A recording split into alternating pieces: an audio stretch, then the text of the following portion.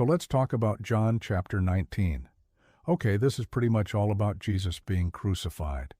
But there are two major parts to this chapter that are really important. First, we see Jesus being mocked and ridiculed by the Jewish leaders and the crowd. And this happens right after he has been arrested in the Garden of Gethsemane, and so they take him from there to the Sanhedrin court, which was led by the chief priests and the Pharisees. And they were all just looking for ways to get around actually killing Jesus, because they didn't want to touch a capital punishment. So what they do instead is they take him and they hand him over to the Roman governor, Pontius Pilate, and basically say, "Hey, look, this guy's claiming to be the king of the Jews.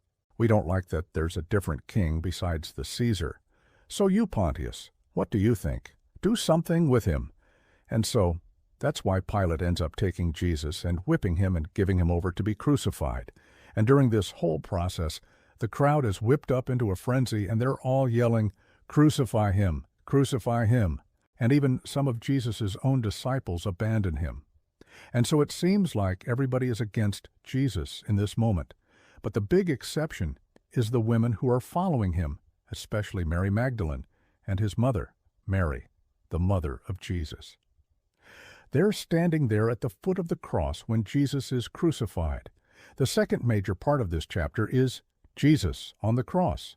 So after he is whipped, and his side is split open, and his hands are nailed, and his feet are nailed, he is raised up on a cross between two thieves. And it says that for 3 hours the earth was darkened. And during that time, Jesus cried out, my God, why have you forsaken me?" And then shortly after that, he gives up his spirit and he dies. It says that the curtain in the temple was torn in two from top to bottom. And that signified that the way to the Holy of Holies, the way to God, was now open for all people, because Jesus had paid the price for sin. So that's what happens in John chapter 19.